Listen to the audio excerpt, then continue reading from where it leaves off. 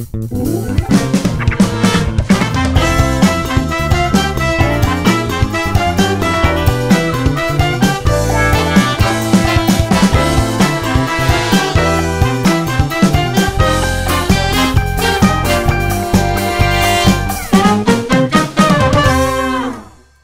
bilang kamu dipakai Tuhan luar biasa. Sekarang 1 round, 2 round, 3 round. Kita sebelum mulai biasanya kita berdoa dulu sama-sama supaya apa yang kita omongin itu bermanfaat, karena yang boleh diomongin di Sofina Vitox itu yang sudah tidak mengandung sengat, ya. Ya, supaya bisa apa ya, menceritakan kebaikan-kebaikan yang pernah kita rasakan dalam hidup kita yang jelas-jelas itu bukan perbuatan kita tapi dari Tuhan. Berdoa kita mulai ya. Amin. Amin. Sekarang 1 round, 2 round, 3 round. Motor roll dulu motor. Asik. Hai, kita bertemu lagi dalam Sofina Vitox You Are Loved, sebuah talk show yang selalu mengundang tamu-tamu yang Tuhan kirim ke Bali, karena kami ini Bali based. Jadi memang kalau pas ada tamu dan orangnya mau, wah kita akan dengan sangat senang sekali mengajak mereka duduk aja sebentar, lalu bercerita soal kehidupan mereka, tentunya yang sudah tidak mengandung sengat ya guys. Di sini nggak boleh yang mengandung sengat. Kalau masih mengandung sengat, bereskan dulu sendiri di rumah, baru boleh bawa ke sini. Produsernya suami gue sendiri Pongki namanya, jadi mungkin dia gemes sekali lihat bininya. Daripada lo ngomel mulu merepet, lo kerjain talk show aja. Inga Anugrah. Hai Inga semuanya. Anugrah. Namanya aja Anugrah. Luar By grace. biasa sekali. Ya. Thank you for having me here. Thank you for finally being able jadwal kita ketemu ya. Iya. Karena sempat beberapa kali terus kayak belum ketemu jadwal, padahal Inga cukup sering ke Bali dan Bolak-balik terus ke Bali. kamu bener. seneng ya? Seneng banget. Memang udah kepingin pindah Bali. Tapi menunggu sampai anakku udah kuliah dulu baru Yang aku kesini. yang duluan Marco apa Kenzo sih? Kenzo, yang Oke. pertama Kenzo. Kenzo udah kuliah? Belum, dia masih SMA 1. Jadi in 2 years time lah aku pindah sini. Jadi kalau Kenzo udah kuliah, Mm-mm. kamu pindah, Marco nggak apa-apa? Marco most probably akan ikut juga sih, mungkin ambil student college dulu atau apa gitu. Tapi Di sini maksudnya? enggak, kalau Kenzo rencananya pengen, terakhir sih dia ngomong pengen ke Minnesota. Dia mau ngambil teologi di sana. Oh wow, teologi? Yes.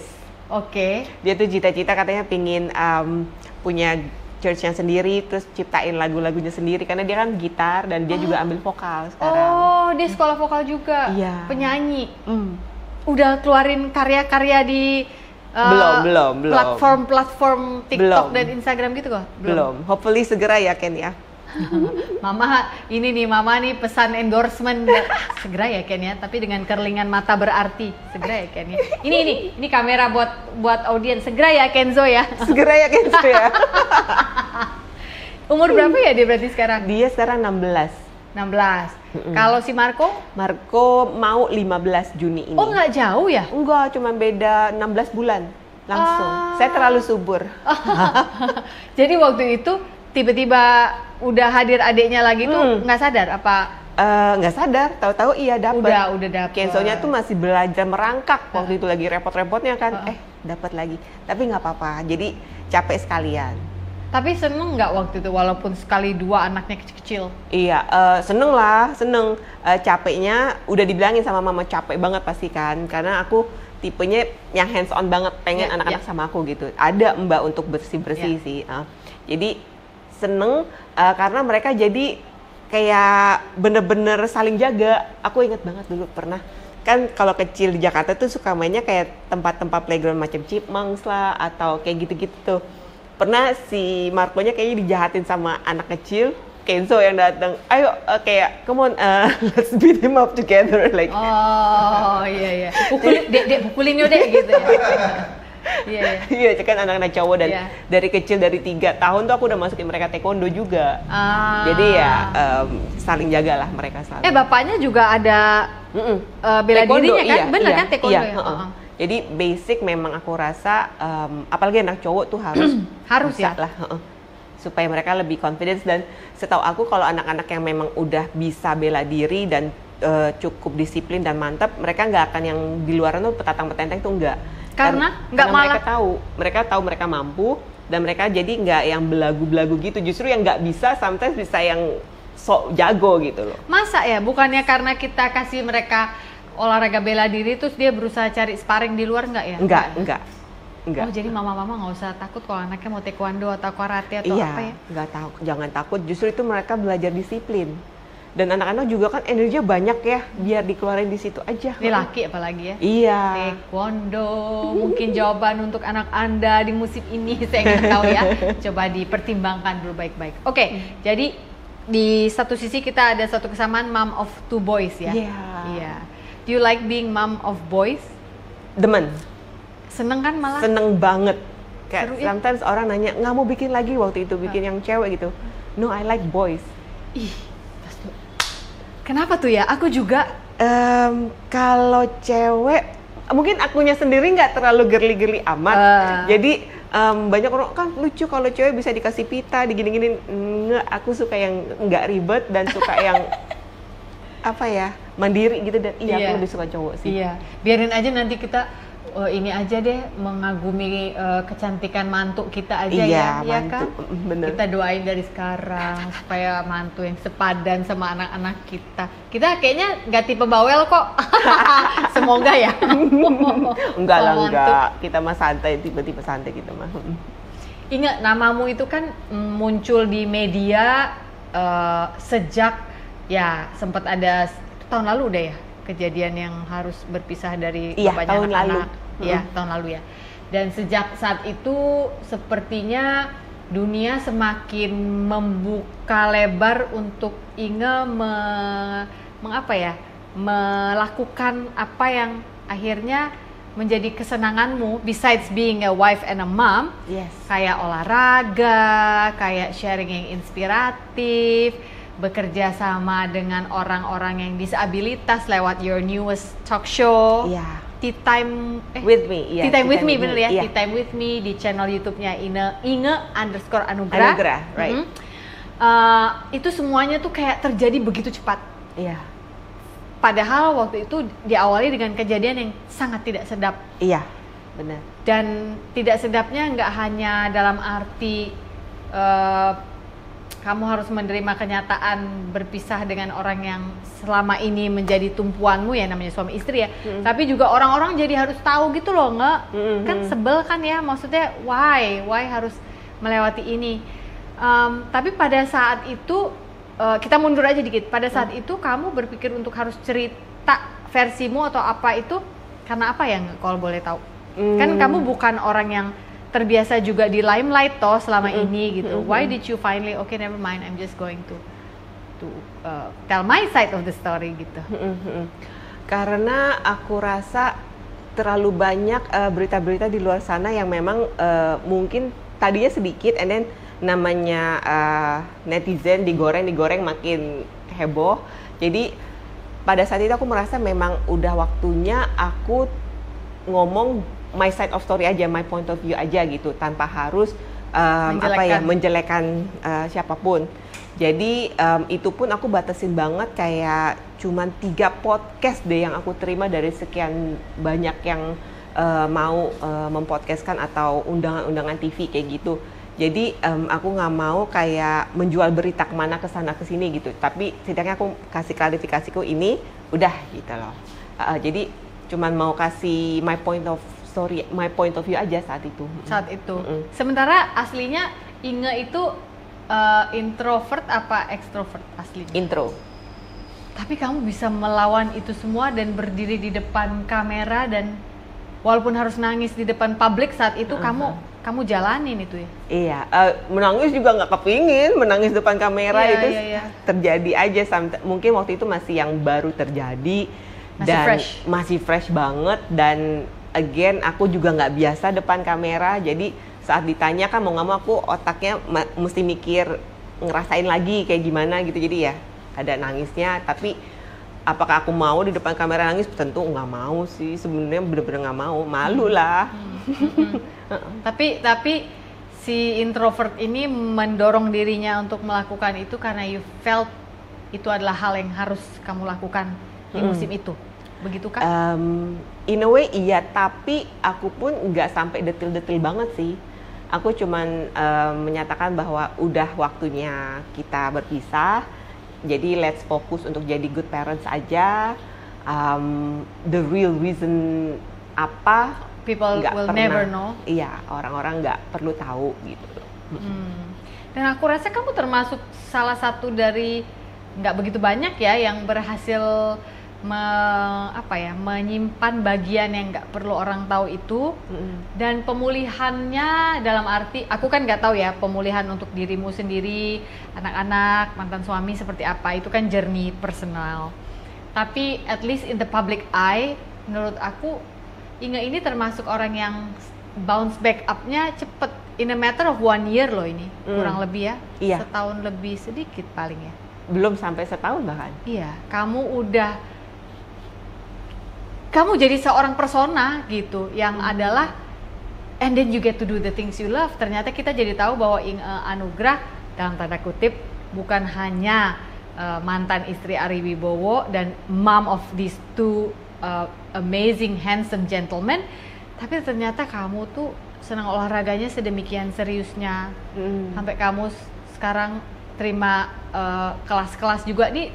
Dia ke Bali ini karena mau ngajar ya, ada event kan ya? Iya, ada event. Ngajar functional training, terus udah gitu, jadi instruktur ya? Iya, aku memang certified di functional sama di Pilates, sama kemarin sempat aku ambil untuk Strong Nation juga, tapi aku belum jalanin gitu. Maaf, Soul Nation ini apa? Strong Nation itu Strong pecahannya dari si Zumba. Kalau Zumba kan kayak dance gitu. Kalau si Strong Nation itu lebih kayak campuran martial arts tapi mengikuti irama musik. Keren banget. Aku emang suka martial arts. Oh, suka martial arts. Tuh anak-anak makanya umur 3 harus masuk. Basicnya taekwondo dulu, terus and then mereka ke Muay Thai, mereka Jiu-Jitsu nih baru memulai, boxing iya juga, Jet Kundo juga iya. Lah, kamunya waktu kecil sendiri juga?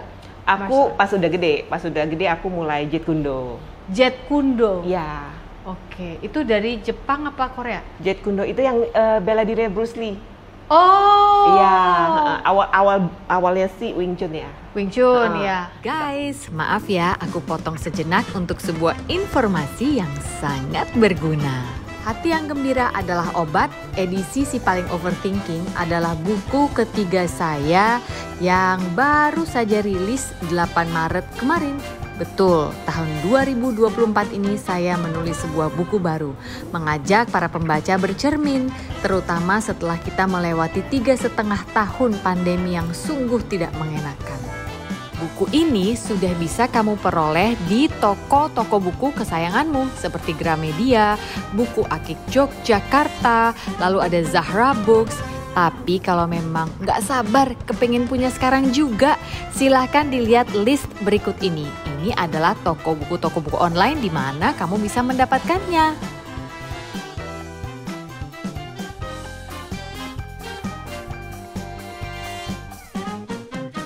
Awalnya sih Wing Chun ya. Wing Chun ya. Terus aku suka juga kalau cewek aku akan rekomen belajar Kapap atau Krav Maga.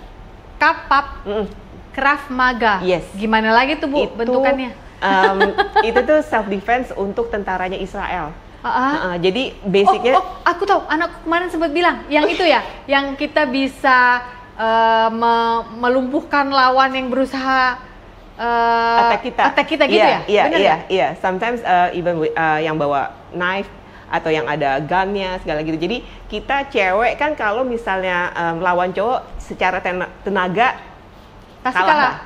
Jadi ini kita kayak per sekian detik, split seconds gitu kita tahu what to do, hajar untuk tujuannya kabur, bukan untuk berantem, nggak bisa kita kalah gitu kita cewek. Jadi untuk hajar kabur gitu. Apa namanya tadi? Krav Maga. Iya. Itu dari negara mana itu? Israel. Oh, itu iya? ada filmnya J-Lo dulu yang Enough. Oh, bukan yang Mother. Enough. Yang dia rambutnya pendek gara-gara dia di abuse sama suaminya melulu, dia belajar Krav Maga itu. Oh, wah, ibu-ibu ya. Bapak-bapak juga, buat bapak-bapak yang terzolimi. Siapa tahu ada bapak-bapak terzolimi kan kita nggak tahu ya. Untuk bela diri bener ya, bukan buat sparring. Bela diri dengan pintar buat bisa kabur. Bener, gitu kan. iya. Oke. Di situ tuh kamu kayak diajarin awareness juga, kayak misalnya udah tahu nih cewek, misalnya pulang malam bawa grocery bag gitu, ya kamu harus lihat surrounding juga. Kamu naik lift misalnya, jangan di paling ujung, deket tombol gitu, hal-hal kecil kayak gitu. Hal-hal kecil ya. Iya, sebenarnya dalam kehidupan sehari-hari sih aku udah melakukan ya, maksudnya kayak kalau naik lift, sepi, ada orang cuma berdua, aku nggak akan naik gitu ya. Tiba-tiba ada orang naik, aku keluar. Atau aku naik tapi aku di deket tombol, karena siapa tahu pas keluar temennya di situ ada 10 ya, nggak lucu lagi. Iya. Itu belajarnya di mana tuh di Indonesia? Itu ada di Indonesia, ada di The Commando waktu itu, yang ngajarin si David namanya, dia juga belajar langsung dari Israel itu, Komando Indonesia. Jadi udah ada di Indonesia? Ada, dia juga ngajarin untuk kayak Kopassus gitu. Ada. Oke, cewek tuh katanya Ibu Inge itu salah Search satu yang aja, bisa Krav Maga. dipelajarin. And now the world knows Inge Anugrah dan berbagai macam kebisaannya, yaitu tadi olahraga ya tadi, terus juga kecintaannya pada dunia psikologi, karena ternyata Inge ini dulu S1-nya di Vancouver itu psikologi ya? Psikologi, benar. Abis itu S2-nya early childhood. Benar, early childhood education for kids with special needs. With special needs lagi Ya. ya, jadi super spesialis lagi tuh menurut aku. Iya. Early childhood-nya aja udah Iya. psikologi tersendiri kan? Iya. Early childhood with special needs masuk lagi ke lini yang lebih sempit lagi, yang Iya. lebih khusus gitu ya? Iya. Kenapa tuh awalnya tuh? Karena waktu itu kan pas aku ambil psikologi, aku sempat balik dulu sebentar ke Jakarta karena my parents bilang udah kangen banget gitu kan, aku dari SMA 1 baru nginjak SMA 1 udah dikirim ke sana. Sorry maaf, kamu anak keberapa? Kedua Dari? dari 3 saudara. Oh, kamu tengah? Tengah, cewek satu-satunya. Cewek satu-satunya udah dikirim ke sana pas apa tuh? 98 98 kerusuhan langsung kamu ke dikirim, situ. diselamatkan lah ya ceritanya. Iya. Kamu go to a safer place, Iya. sekolah, lulus, terus pengen sekolah lagi gitu. Iya, jadi aku balik ke Jakarta, terus aku kayak beberapa bulan lah di sini, and then aku melihat sumber daya manusia untuk membantu anak-anak with special needs ini masih kurang banget. Itu 17 years ago deh, 18 years ago. Nah, di situ aku merasa kayaknya aku mau nih membawa perubahan dengan aku dalemin dulu supaya aku bisa punya nanti center sendiri atau sekolah sendiri untuk anak-anak ini, karena waktu itu juga aku ngeliatnya kayak anak-anaknya masih kayak disembunyiin, dianggap aib. Kalau kids with special needs, parentsnya zaman dulu mungkin masih nggak tahu what to do. Kalaupun parents ini keluarin anaknya, oke, anak aku misalnya with autism atau Down syndrome, tapi mau digimanain, nggak ada saat itu tuh, nggak cukup sekolahnya atau centernya tuh nggak cukup mumpuni lah.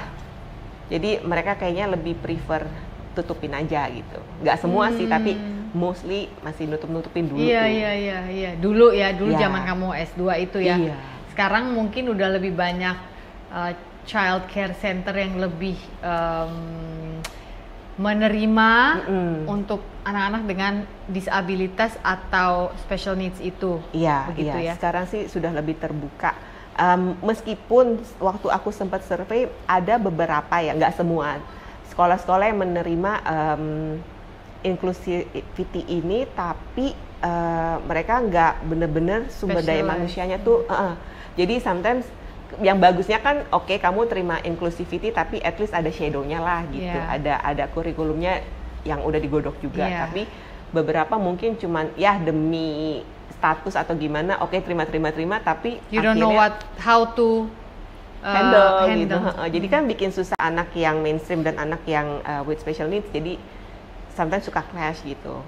Kalau menurut Inge ya, dari apa yang kamu belajar selama ini dan juga pengalamanmu mungkin bekerja di bidang itu, menurutmu sebenarnya sekolah itu harus inklusif nggak sih? Atau anak special needs memang harus udah jangan digabung dulu selama mereka belum bisa katakanlah berfungsi dengan seperti apa yang masyarakat harapkan. Mereka sekolahnya harus terpisah dulu. Menurutmu gimana baiknya? Kalau menurut aku sih inclusivity itu bagus.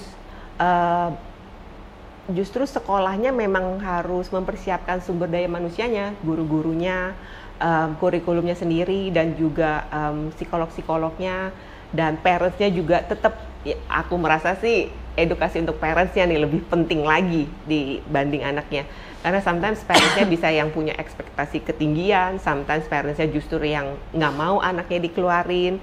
Jadi perlu kerjasama dari semua pihak. Jadi inklusif itu bagus supaya anak-anak normal pun belajar empati sih, belajar untuk ngebantu. Karena kan sometimes anak-anak yang kayak Down syndrome gitu, usia mereka mungkin 25 atau 20, tapi sebenarnya mereka sudah kayak 50 tahun gitu. Jadi secara fisik pun mereka lebih lebih mudah, deteriorate. Aging ya? Iya, agingnya tuh double dari kita. Physically? Physically, iya, dalamnya mereka. Jadi sometimes tuh umur 22 itu udah banyak yang kolesterol, diabetes. Kenapa ya itu nggak? Kurang gerak. Nggak di push gitu dari lingkungannya untuk rajin bergerak.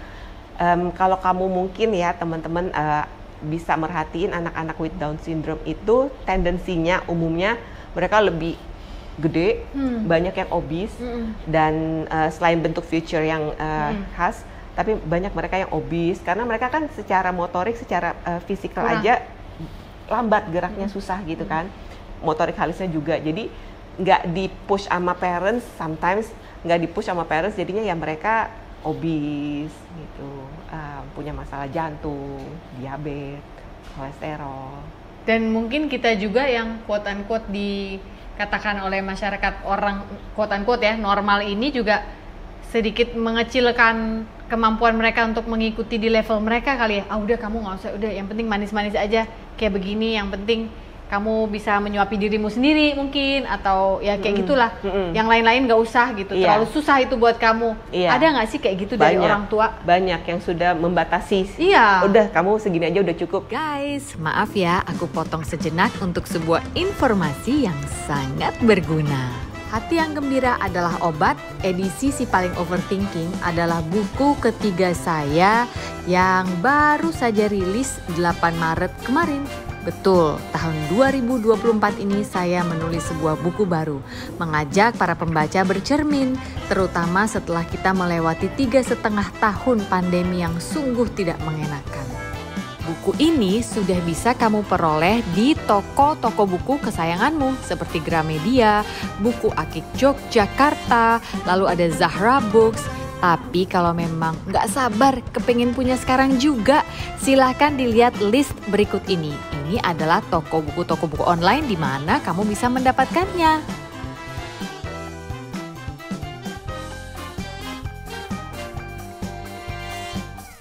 Banyak yang sudah membatasi. Iya. Udah kamu segini aja udah cukup. Banyak yang seperti itu. Padahal sebenarnya anak-anak ini kalau dilatih memang butuh waktu lebih lama, tapi mereka bisa. Karena tempat aku yang sekarang aku lagi involved in namanya House of Hope, di situ kita kayak memberikan pelatihan buat anak-anak with special needs untuk mereka bisa terjun ke marketplace, bener-bener kerja kayak orang normal. Jadi bukannya kita mendidik mereka terus nanti mengharapkan orang lain mempekerjakan mereka karena kasihan, no. Tapi ini anak-anak kita siapin sedemikian rupa mereka bisa loh compete di marketplace beneran sama orang-orang normal. House of Hope. House of Hope. Ini siapa pendirinya? Yayasan ini yang diriin namanya Ibu Ira Rijab, dia teman aku. Dan iya, jadi tujuan dia juga memang benar-benar supaya anak-anak with special needs ini nantinya tuh bisa mandiri. Karena, someday parents-nya kan pasti akan pass away. Iya. What happened with this Kids, ya. Yeah. Dan banyak dari kita yang belum mau membuka pintu atau membuka hati. Karena mereka takut, misalnya company-company besar takut, wah nanti my team akan chaos nih kalau terima anak with special needs. Padahal sebenarnya enggak, kita udah buktiin karena anak ini bisa gitu loh. Asal kitanya memang harus ada empati, lebih sabar aja. Tapi mereka bisa. Bisa itu maksudnya hanya di departemen-departemen atau divisi-divisi khusus atau menurut pengalamanmu sama ini? Iya, bisa, memang, mau di mana aja bisa. Di mana aja, tapi tergantung karena tergantung si anak ini sukanya apa. Jadi di House of Hope ini tergantung, misalnya anak ini sukanya flowers, and then mereka bisa tuh arrange flowers, bikin atau nyusun-nyusun parcel, atau mereka bisa jadi barista juga, bikin kopi di coffee shop gitu. Mereka bisa juga di bagian reception. Biasanya anak-anak ini nih suka sesuatu hal yang rutin. Jadi hal-hal yang rutin, misalnya kalau di kayak dia ada masuk beberapa di Eiger. Eiger? Yes. Yang bikin barang-barang outdoor itu ya? Iya, baju-baju, tas, iya, okay, semua gitu. Jadi mereka bagian QC-nya, mereka yang lipet, masukin plastik, and then masukin ke box, and then rapihin, segala gitu tuh mereka bisa. Terus sempat kemarin ada kerjasama sama perusahaan yang menghasilkan bikin cat tembok itu. Kan ada buku-bukunya tuh di mana warna-warnanya itu harus ditempelin color satu-satu. code-nya itu ya. Kita kan kalau misalnya orang biasa kayaknya males banget ngerjain gitu, dan mereka justru seneng, rapih banget, bisa. Detail malah ya, fokusnya malah di situ, zoom in ya. Iya.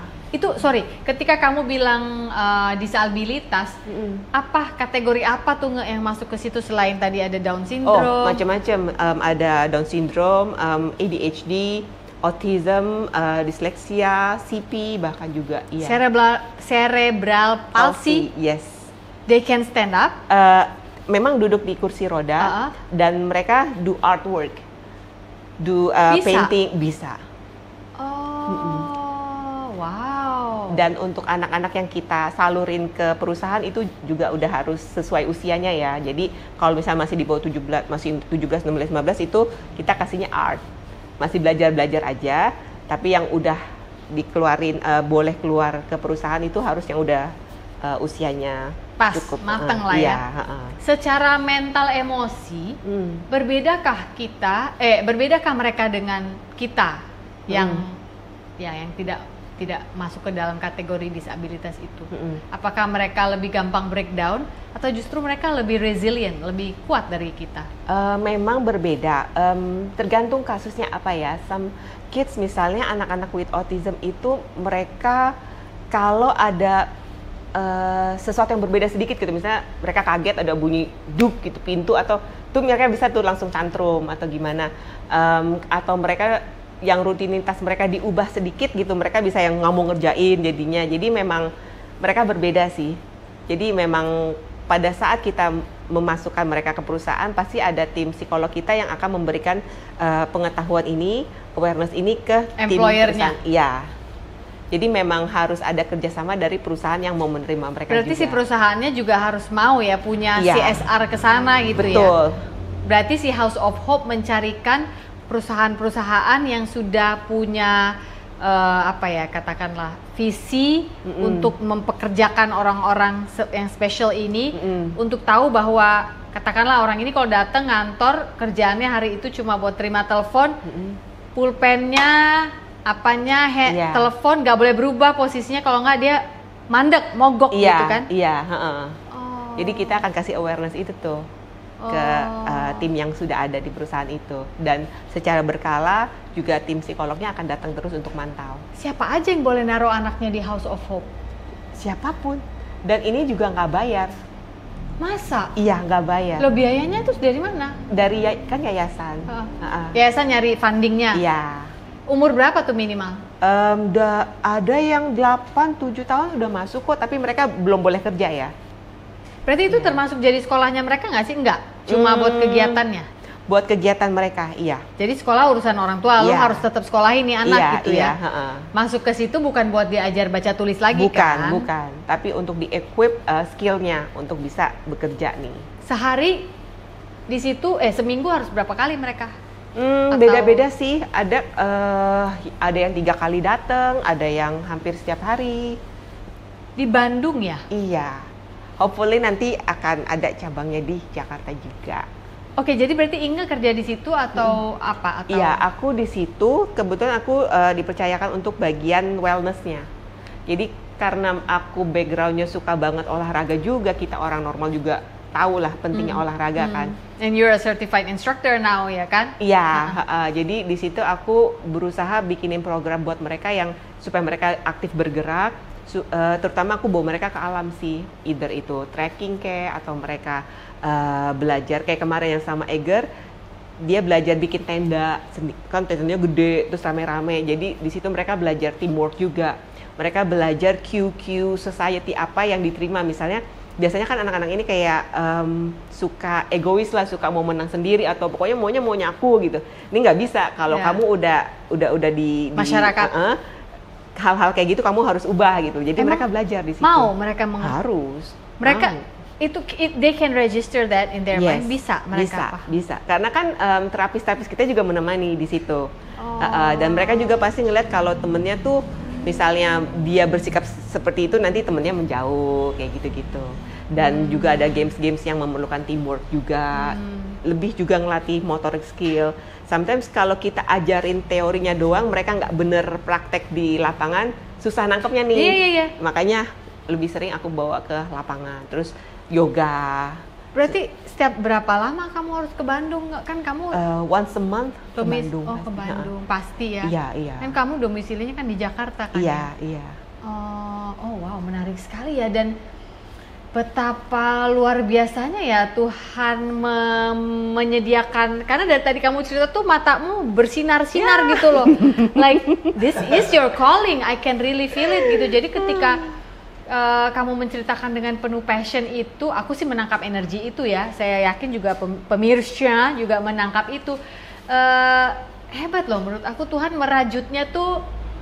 Ingat nih, senang psikologi, spesialisasinya mau anak yang disabilitas, tapi dia juga suka olahraga, terus kayak di intertwine bagus banget gitu. You have a place to serve gitu ya. Iya. Melayani gitu ya. Iya, rencana Tuhan tuh sometimes aku yang like bener yang kamu bilang, kurang dari setahun aku bisa bounce back. Kalau bukan dari Tuhan nggak mungkin. Like aku dapat kekuatan dari mana? Nggak mungkin kalau bukan dikasih ekstra dari dia. Iya, udah pasti. Karena siapa sih yang mau kehidupan personal dan rumah tangganya itu harus menjadi konsumsi publik, tidak pada tempatnya. Tapi kayak apa ya? Aku ngelihatnya sih luar biasa sih bounce back-nya. Dan I actually think, aku nggak tahu kehidupanmu sebelumnya seperti apa, tapi aku melihat tuh kayak sekarang tuh kamu penuh dengan api gitu. Setiap api, bukan api marah ya, like let's go gitu. Like you inspire people with your energy, with your positivity gitu. Dan bukan toxic positivity ya guys, zaman sekarang kan gitu ya, orang positif dikit toxic positivity. Enggak kok, orang ini sadar apa yang dia lakukan. Dan semakin semakin aku lihat semakin maju gitu. Jadi kepo, waktu dulu selesai permasalahan itu semua, kan kamu sempet tuh mengumumkan juga kamu dapat kerjaan yang tadinya ibu rumah tangga aja, dapat kerjaan jadi marketing director ya di tempatnya Dr. Richard. Athena, right. Mungkin ada yang penasaran juga sama kayak saya, itu masih? Udah enggak, per Desember kemarin sudah selesai kontraknya. Oh itu ada kontrak? Iya, tadinya awalnya dokter nawarin kan 1 tahun, terus aku bilang coba 6 bulan dulu deh dok, gitu kita lihat chemistry-nya gimana gitu. And then I decided selesai yang Desember kemarin, aku mencoba hal lain aja, pingin yang ini nih balik ke roots-nya aku, which is untuk kids with special needs and using my psychology background, and then kebetulan aku juga bisa ngajarin mereka sport gitu-gitu kan, jadi lebih lebih puas akunya. Tapi puji Tuhan ya, waktu itu ada Tuhan kirim Dr. Richard juga ya, jadi kamu terbantu secara punya kegiatan yang rutin dan punya pemasukan ya. Benar, karena kan memang benar-benar waktu itu kan keluarnya zero ya, jadi pada saat itu memang full housewife ya. Full housewife. Yang tidak bekerja, jadi benar-benar ngurus keluarga, lalu harus keluar nol dan Tuhan kirimkan itu pekerjaan. Oh sebenarnya totally nggak kerja sih, nggak juga, karena aku dari dulu kan suka sport nih. Jadi aku punya komunitas Project Mager tuh, Project Mari Gerak. Jadi sering ada event-event, kalau bikin event kan jual tiket. Jadi sometimes I do have sedikit lah profit, tapi itu aku pakai untuk aku tabung. Misalnya aku pengen liburan sama teman-teman cewek, aku pakai dari situ, jadi nggak minta lagi gitu loh. Iyalah, kita namanya perempuan punya uang sendiri kan seneng ya, untuk pegang-pegangan aja, untuk sekedar pengen besok pengen ngeblow, nggak usah pakai minta suami dulu gitu kan, itu sesuatu yang menyenangkan ya, simple tapi menyenangkan dan empowering. Ya nggak sih? Oke, jadi kembali ke root sudah, kerja di psikologi sudah, Iya. yang berurusan sama olahraga juga sudah. What next in your life? Apakah ada rencana suatu hari mungkin? Kan podcast juga udah, kamu udah jalanin juga. Apa seorang Inga Anugrah mau bikin buku atau mau bikin, ini sekedar I'm just throwing ideas ya, siapa tahu kamu ada ide. Atau enggak, aku mau bikin sekolah misalnya gitu, atau enggak, aku mau bikin semacam House of Hope tapi cabang Bali misalnya. Apa yang kamu bisa share sama kita? What do you have in your heart right now yang Tuhan taruh di hati lo 2024 ini? Aku pingin punya kayak tempat mungkin seperti cafe atau coffee shop gini ya, yang mempekerjakan orang-orang dengan kebutuhan khusus. Wow. Iya, untuk staffnya. Iya. And then di situ juga mungkin aku bisa kayak jadi tempat untuk empowering women juga, karena aku merasa apa yang terjadi sama aku last year itu menjadi sebuah pelajaran, dan banyak juga karena kejadian itu wanita-wanita tuh yang aku nggak kenal pada DM, and then sometimes mereka minta WhatsApp dari temen aku yang kenal aku, and then akhirnya kita jadi kenal, jadi suka sharing bahwa banyak banget inge-inge lain di luar sana gitu loh. Jadi banyak banget wanita-wanita yang sebenarnya pingin punya marriage life yang lebih baik, tapi udah kayaknya udah mentok, nggak mungkin, dan mereka nggak bisa keluar. Ini bukan aku pro divorce, aku bukan pro divorce, but sometimes banyak yang stuck in that situation. Sebenarnya mereka tuh udah nggak bisa, udah sedih banget, udah Semua cara sudah ditempuh.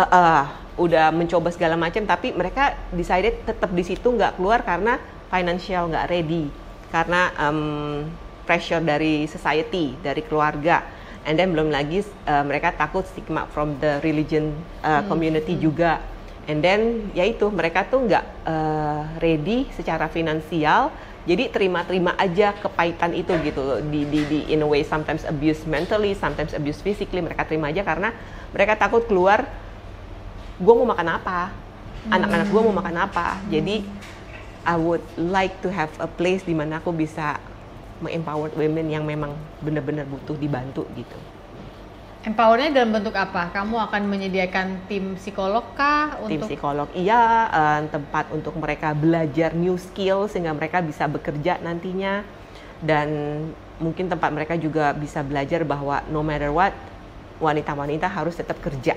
Kalian sudah menikah, udah punya anak pun tetap harus punya pekerjaan, punya tabungan. Jadi sometimes orang berpisah nggak harus karena sometimes karena kecelakaan, then you have to survive, atau sometimes karena udah nggak berhasil lagi marriage life, you still have to survive. So jangan stop bekerja, itu sih pesan aku, tetap bekerja, tetap punya uang sendiri. Tetap bekerja, tetap punya uang sendiri, tetap berkarya. Karena pasti Tuhan udah menciptakan kamu dengan kanvasmu sendiri. Iya. You just painted dengan yang Tuhan udah gariskan dan kasih bantuan kiri kanannya ya. Kita harus peka ya, enggak ya? Benar, peka, dan jangan pernah ragu untuk leaning on Him, leaning on God. Jalannya pasti ada untuk kamu bisa survive. Masalahnya kamu cukup peka enggak untuk nerima nih dari Tuhan ini nih signal-signalnya atau bantuan-bantuannya. Jadi ya. The best way untuk tahu itu gimana kalau menurut seorang Inga? Kan kadang-kadang orang suka kalau cerita sama aku, terus aku ngomongnya mirip nih sama kamu. Emang gimana aku mendengar suara Tuhan gitu kan, suka ada yang nanya gitu kan. What's your best advice untuk orang yang nanya gitu ke kamu? Dulu Inga dengernya gimana? Taunya harus apa? Kan orang kalau udah dalam keadaan yang terhimpit dan bingung, mungkin justru noise-nya terlalu kenceng di sini ya sampai nggak bisa denger gitu. Kalau menurut Inga? Kamu harus punya waktu me time sendiri. Like kalau aku kebiasaannya tuh pagi-pagi jangan pasang handphone, jangan ngapain gitu, kamu melek, just drink water and then pray, meditate. Dan kalau berdoa juga jangan kamu melulu yang ngomong ya, jangan kamu melulu yang ngoceh minta ini minta itu, denger gitu, diem sejenak, suruh dia yang ngomong, suruh Tuhan yang ngomong. And then sometimes dengan waktu kamu akan ada kayak peacefulness in your heart, sometimes people, orang-orang sekitar kamu juga akan kasih kamu nasihat. Bahkan sometimes stranger pun bisa dipakai sama Tuhan untuk tiba-tiba aja datang aja di kehidupan kamu gitu dan memberikan kamu insight. Jadi kamu harus peka-peka dan berdoa sih, minta sama Tuhan kelilingin aku sama orang-orang yang baik, orang-orang positif, yang bisa mensupport kamu, yang bisa jadi mentor kamu. Minta, karena ya Tuhan kan bilang minta nanti dikasih gitu. Jadi kamu harus minta spesifik. Dan sometimes kalau aku bilang sih jangan selalu mengandalkan diri sendiri. Oh, gue kuat, padahal sebenarnya nggak kuat gitu. Jadi leaning on God dan sama teman-teman, dan kamu pasti harus minta kepekaan. Tuhan yang mana nih teman-teman aku, dan minta sama Tuhan. Aku spesifik yang negatif Tuhan mentalin deh, tumbangin aja kalau emang teman-teman ini toxic, negatif dan cuman akan draining my energy. Tuhan tumbangin, dan it happens slowly but surely. Jadi digantiin tuh sama teman-teman yang memang benar-benar positif, kuat, dan bisa menjadi mentor aku gitu. Jadi berdoa, minta untuk bukan hanya kamu dibantuin sama orang-orang baik ini, tapi supaya kamu bisa strong enough, nanti kamu yang bisa memberi gitu loh. Mungkin saat itu pas aku lagi breakdown itu tuh 1 tahun kemarin, kayak aku banyak terima bantuan dari orang-orang baik, tapi aku nggak mau di situ aja, aku mau aku yang memberikan juga. I wanna go next level, aku yang memberkati, bukan hanya aku diberkati terus. Bukan hanya terima terus, pengen memberi juga. Yes. Oh wow. Tadi menarik tuh yang kamu sempat bilang harus peka, dengerin, minta Tuhan kirim orang yang tepat, yang bisa entah ngasih insight, padahal dia nggak ada maksud ya, dia kebetulan ngomong terus kita kok kena, oh ya gitu ya, tapi juga take away yang nggak penting gitu ya. Tapi kadang-kadang kita udah doa begitu ada temen yang menjauh dari kita baper lagi, ih kok dia nggak main sama gue lagi, kok nggak ngajakin gue lagi. Waktu Tuhan menebang sisi itu dalam hidupnya Inge, ada beberapa teman yang udah akhirnya nggak satu jalan lagi di musim yang sulit itu. Kamu sadar nggak itu? Ketika, kok si ini jadi nggak main lagi sama gue? Atau sadar. Sedih nggak?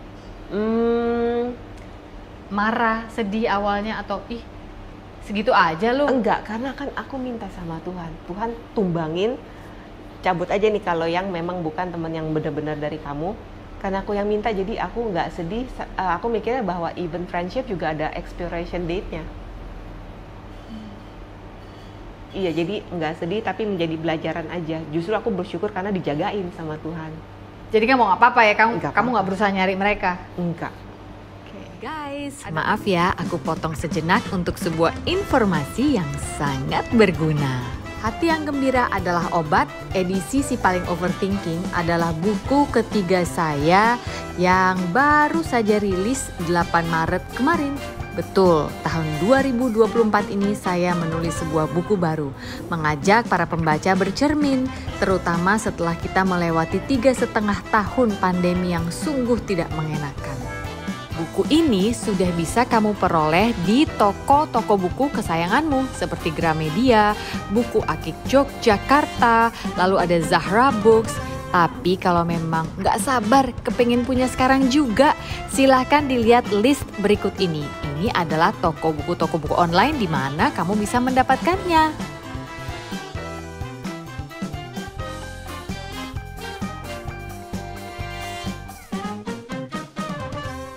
Ada musimnya juga, mungkin mereka juga sebenarnya musimnya lagi susah.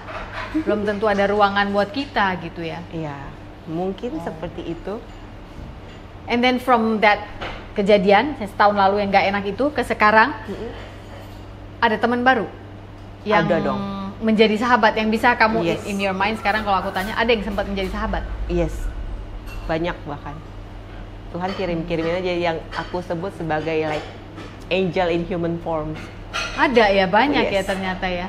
And you start believing again in human being ya, yang tadinya kayaknya kita pikir kenapa semua orang jadi matanya ke aku dan jadi ya gimana ya, namanya memang aku kan sebagai mantan seorang istri entertainer, udah pasti mata ya akan tertuju ke aku juga, dan people will talk whatever they wanna say. Iya, biasanya kan keluarnya tuh lebih cepat daripada mereka mikir, jadi it's okay. Itu kan perkataan mereka itu nggak membuat hal yang mereka katakan benar, nggak membuat pendapat mereka itu harus aku pikirin dan bikin aku jadi aneh-aneh. No, kalian ngomong aja, bebas-bebas aja, itu nggak akan affect aku. Maybe I am se-strong itu, like I know my value, I know who I am, jadi mau orang ngomong apa ya nggak ngena aja gitu.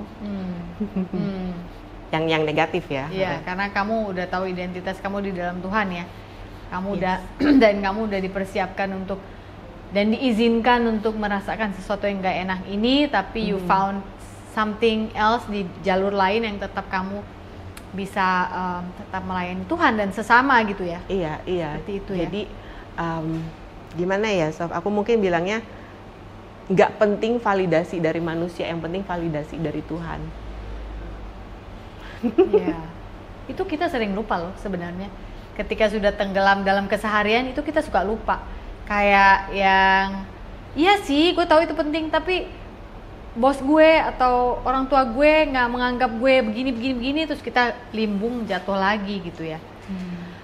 So the Inga today yang sekarang udah punya tempat tinggal baru dan yang lain-lain itu nggak tinggal sama anak-anak ya, kalau aku boleh tanya? Enggak ya. Jadi anak-anak tetap sama ayahnya. Iya. Inga dapat jatah liburan atau jatah weekend? Enggak sih, aku ketemu kapan aja bisa. Tapi yang udah pasti fix setiap hari Minggu itu pasti aku dinner bareng sama mereka. Karena during the weekdays tuh mereka kelar sekolah aja jam 4:30, nyampe rumah jam 5:30, belum lagi ngambil boxing atau ngambil si Kenzo vokal, gitar, and then ada internship juga. Terus Marco ngambil olahraga yang lain-lain juga. Jadi itu mungkin selesai jam 6, mereka dinner udah capek. Jadi aku nggak pernah maksain ketemu on weekdays, tapi kalau bukan weekend, Minggu pasti harus ketemu sama aku. Kalau memang aku di Jakarta juga. Kalau Sabtu biasanya kita pergi bareng makan sama my mom and dad. Karena mama papa tuh deket banget sama Kenzo Marco, cucu-cucu kesayangan mereka soalnya. Jadi Sabtu biasanya sama mama opa pergi-perginya. How did you deal with the first time ketika harus berpisah dan deal dengan Senin sampai Jumat nggak ada anak-anak? Itu another issue lagi yang harus kamu tackle kan? Iya, mungkin karena again ini kebaikan Tuhan. Pas aku pisah kan aku langsung kayak dapet pekerjaan ya, jadi dapet ini dapet itu, and then aku juga coaching people private. Jadi itu sendiri udah biasanya tuh udah malam aku udah capek, udah waktunya makan, mandi, tidur, everyday itu kayak gitu aja weekdays. Jadi berlalu karena sibuk. Jadi terima kasih banget Tuhan kasih aku kesibukan, jadi aku nggak mikirin yang kayak gitu-gitu. Which is why women you have to work. Nggak sempet ini ya, nggak sempet breakdown, nangis, nyari anak-anak. Kan rutinitasnya dulu biasanya gitu. Kalau anak-anak pulang sekolah kamu ada di rumah gitu kan, atau mungkin kamu yang jemput, jangan-jangan gitu. Iya. Itu kan ketika itu taken away from you pasti berbeda. Iya sih. The thing is, ya itu karena aku digantiin sama kesibukan yang lain, jadi nggak sempet mikirin kayak gitu-gitunya. Toh ketemu setiap hari Sabtu atau Minggu kan. berarti setiap Sabtu atau Minggu itu menjadi hari yang kamu tunggu-tunggu ya? Iya. Karena Like, akan bertemu anak-anak. like work hard and then pas minggunya ayo mau makan apa gitu loh. Jadi something to look forward. Itu setiap minggu juga enaknya gini, jadi karena setiap minggu pasti ketemu, jadi ada bahan pembicaranya lebih banyak. Di compare kalau misalnya aku ketemu tiap hari, mungkin nggak seintens itu ngobrol-ngobrolnya. Dan kalau pas kayak kemarin nih holiday ke Bali, lebih intens lagi ngobrol kita karena banyak yang diceritainnya. Catch up-nya. Gitu. Dan kan good memories saat holiday gini kan. Iya. Jadi kebayar Semua perpisahan itu ya. And in another sense, sebenarnya posisimu mungkin bisa dikatakan, walaupun ini tidak menyenangkan, bukan sesuatu yang ideal ya, kita nggak bisa satu rumah sama anak-anak, masih banyak perempuan di luar sana menurut aku yang keadaannya mungkin membuat mereka harus lebih kuat ya. Because I know some women yang bahkan belum nggak boleh ketemu setelah perpisahan, mereka nggak boleh bertemu, dan entah kapan boleh bertemu. Some even have to scroll the social media just to intip anaknya, perkembangannya seperti apa. Perempuan itu emang harus strong ya. Oh yes. Aduh ampun deh. Menurut aku sih perempuan memang strong, even stronger. Udah harus kita yang ngelahirin, Iya. kita yang nurture, begitu harus dipisahkan kan gimana sih, di sini ada yang merontak lah, berontak Iya. pasti, Iya, darah daging. balik bawa dalam doa aja, minta dihiburnya sama Babe di atas. Dan kenapa menurut aku memang women strong, toh kita diciptainnya aja kan sebagai penolong pasti lebih kuat lah. Ya, yang Iya. lebih mampu karena yang sebelahnya perlu ditolong gitu ya. Wow. Jadi sebenarnya kitanya aja mungkin tendensinya merasa aku cewek lebih lemah begini begitu. No, we are that strong. Just dig deep and then gimana ya? Tuhan kasih nafasnya buat kita, dia kan super power nih. Nafas dia ada di kita, kita tinggal switch aja, kita that powerful as well. Iya. Kita harus masuk ke zonanya Tuhan yang supernatural itu. Iya, betul. Jangan stay di dalam zona kita yang natural, yang segala sesuatu terbatas jadinya Iya, gitu ya. bener. Jadi frustrasi gitu ya. Cewek-cewek jadi jangan merasa bahwa kalian weak, because apa yang kalian pikirin itu yang terjadi. What you think, what you attract. Jadi think that you are strong, then you are strong. Think that you fearless, then you are fearless. Because you are strong karena ya itu. Breath-nya dia, that power is in you. You are breathing his breath, so you are that strong. Iya. Anak-anak sendiri waktu atau sampai dengan sekarang gitu ya, how you explain to them bahwa this is the life we have to do now, and let us adjust supaya ini damai buat semuanya. Ke anak umur segitu, gimana tuh jelasinnya? Karena waktu kejadian kan berarti 14-15, 13-14. 15-14, iya. Iya, 14-15 kan? Iya. Itu kan umur lagi berontak-berontaknya, namanya Iya. anak ABG. Kita Yes. ngomong satu, dia bisa balikin satu paragraf. Yes. Iya kan? Teenage years. Ya, yes.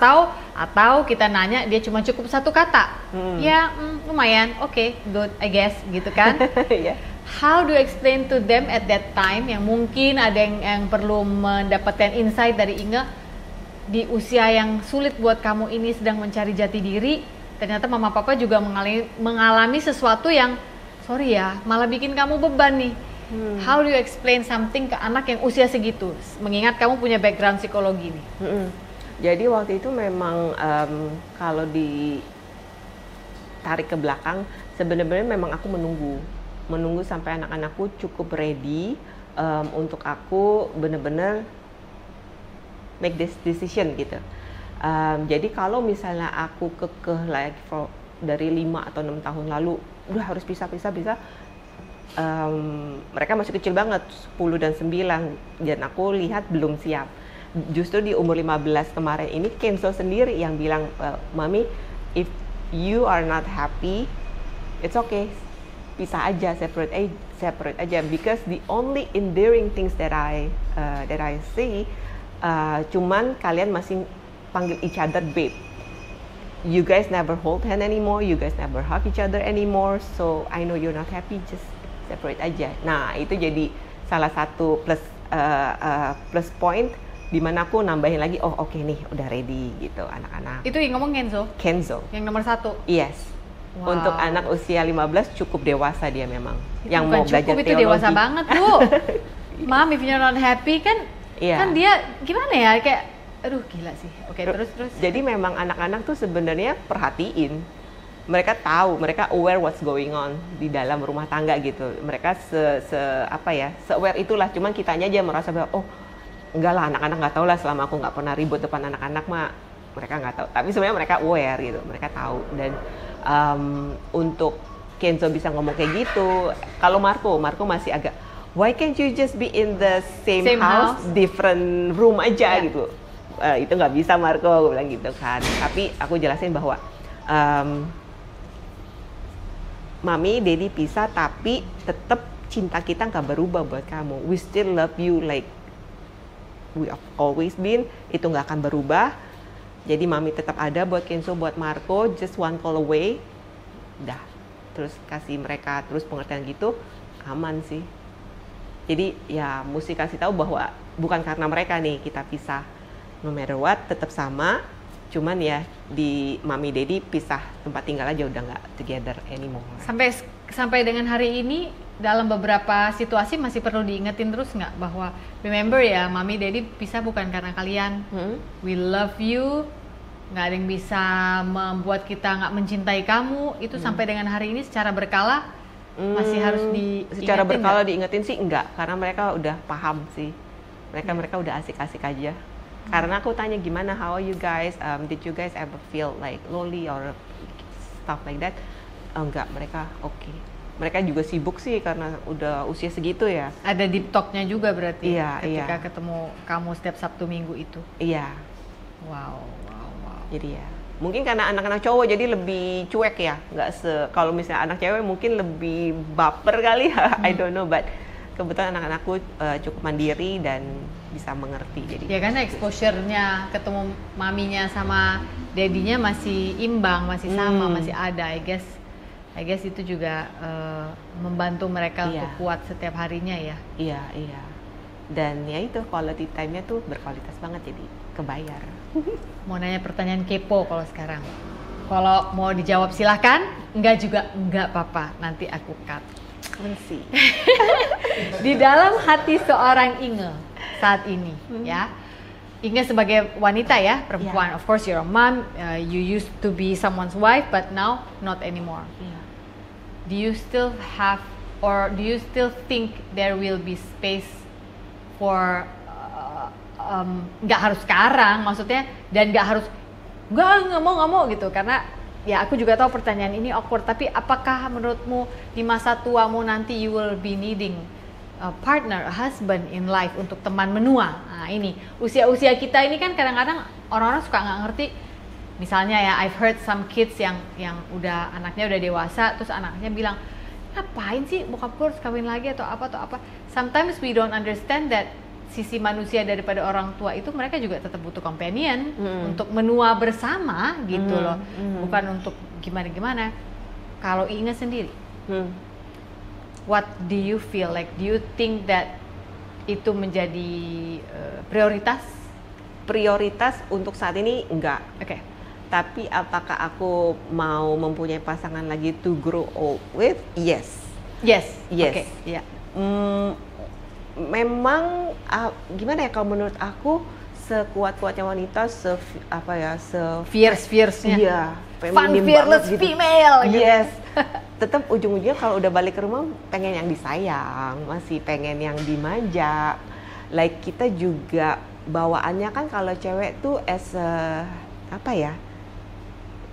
caregiver gitu. Kita mau take care somebody else gitu, take care someone yang kita sayang kan. Jadi yes, aku melihat masih punya pasangan. Masih mau ya. Jadi kamu intinya nggak takut untuk bila waktunya tepat mencoba lagi. Yes. Nggak takut. Iya, hebat banget sih orang ini ya. Nggak ada perasaan dicintai mencintai itu aku suka. Perasaan jatuh cinta, the euphoria of falling in love, I like it. Jadi jatuh cinta atau mencintai itu kan kayak risky, but that makes us hidup. Sesuatu kayaknya nggak pasti nih, risky nih, tapi itu bikin kita alive gitu loh. Hebat ya, kamu berarti nggak ada bakat dendam gitu kayaknya orangnya ya? Enggak. Hebat Yang sudah banget. terjadilah, move on, create my own happy. Secara memori kamu termasuk short term memory nggak? Atau yang gue udah lupa tuh waktu itu kejadian kayak gitu apa gimana? Itu kan blessing juga tuh. Orang-orang yang nggak, kalau gue kan termasuk agak photographic memory, nggak, gue ingat waktu itu gini-gini. Kalau ingat mungkin enggak sih, aku nggak gampang lupa, aku cukup ingat ya. Iya, cukup ingat. Menanda ini. Iya. Tapi you don't hold on to it gitu. No, iya. Jadi aku forgive, tapi nggak berarti aku harus biarkan orang itu masuk lagi. Just forgive. Forget nggak mungkin, kecuali aku amnesia, aku terbrainwash, bisa lupa, nggak mungkin. Jadi forgive bisa, forget nggak mungkin. Jadi udah tahu. Healthy boundaries. Yes. Pelajarannya udah dipelajari, oke, di sini. Jangan kasih masuk lagi gitu. Wow. Oke. Luar biasa ya. hal-hal yang mungkin selama ini teman-teman hanya bisa lihat di layar, ya ini juga layar juga sih. Coba aku berusaha untuk melihat sisi lain yang mungkin selama ini belum pernah terbahas atau belum pernah terbahas lebih dalam lagi, bahwasannya ternyata kamu juga bukan tipe orang dendaman. You will forgive, you have forgiven, and your mission in life adalah untuk merawat, ya. Sepertinya kamu tuh punya hati untuk merawat dan menyayangi, and one day when it comes you will be ready gitu ya. Yes. Jangan dendam. Jangan kamu dendam. rugi kalau kamu dendam, rugi. Iya. Iya. Just let it go. Is that why you have such beautiful skin? Makasih loh. Kulitnya bagus banget loh, beneran. Kan biasanya kan orang lihatnya di Instagram apa di mana. Ini aku ngeliat aslinya. Ini ada skincare khusus? Enggak. Skincare Dr. Richard nggak juga ya? Oh, ya. Karena tidur. memang. Oh, tidur yang cukup soft. Harus yang berkualitas. Iya. And how do you do that? Tidur biasanya aku jam 10 udah harus tidur. Karena emang biological clock aku jam 10 pasti aku udah ngantuk berat, tidur, bangun jam 4, jam 5 doesn't matter, tapi mulailah tidur jam 10 Bener atau sih. kurang. Jadi jam berapa kamu matiin handphone? 9, setengah 10 Udah off? Itu konsisten tuh, dari dulu sebelum Iya. keluar dari rumah pun udah? Iya. Oh, oke. Kecuali mungkin kalau perlu banget temen ada acara apa harus sampai malam, ya udah sekali banget itu bisa dihitung pakai jari. Tapi biasanya pasti aku konsisten 10 udah tidur. Tapi kalau katakan kamu udah matiin jam segitu, kan kamu udah nggak serumah lagi sama anak-anak, kamu nggak ada ketakutan untuk kalau nanti anak-anak tiba-tiba butuh aku karena apa, nggak bisa kontak aku, nggak ada ya pikiran itu? Enggak. They can wait until tomorrow gitu ya? Iya, kan juga tinggal sama papanya. Bapaknya, kan. iya. Dan ada mbak yang udah kita percaya juga, jadi aman sih. Toh jam 5, jam 4 langsung udah bisa ketahuan kan ada WhatsApp. Berarti kamu bukan termasuk orang yang bakat overthinking ya? Enggak guna. Wasting my time. I Wasting don't your do time. overthinking. At all, dari dulu? Iya, kalau aku tahu ini udah agak pasti aku cut. Nggak guna overthinking. Wow. Iya, just focus on now, today. Present? Yes. Nggak mikirin yang udah lewat, nggak terlalu mikirin yang besok juga. Iya, in a split second kalau Tuhan mau bikin kiamat, udah. Padahal aku udah overthinking seminggu, udah nggak jelas. Iya. Tapi pernah berada di musim itu dong, overthinking itu? Pernah nggak sih? Iya, pernah dong. Terutama zaman-zaman ini udah membulatkan untuk divorce. Itu mikir. Itu pasti ada yes, kan? Jadi yes. In a person's life, walaupun nggak ada bakat overthinking, mungkin pernah ada satu musim yang dia harus overthinking karena nimbang-nimbang mungkin ya pro and con-nya tuh. Iya. Guys, maaf ya aku potong sejenak untuk sebuah informasi yang sangat berguna. Hati yang Gembira Adalah Obat, edisi Si Paling Overthinking adalah buku ketiga saya yang baru saja rilis 8 Maret kemarin. Betul, tahun 2024 ini saya menulis sebuah buku baru, mengajak para pembaca bercermin, terutama setelah kita melewati 3,5 tahun pandemi yang sungguh tidak mengenakan. Buku ini sudah bisa kamu peroleh di toko-toko buku kesayanganmu seperti Gramedia, Buku Akik Yogyakarta, lalu ada Zahra Books. Tapi kalau memang nggak sabar kepengen punya sekarang juga, silahkan dilihat list berikut ini. Ini adalah toko buku online di mana kamu bisa mendapatkannya.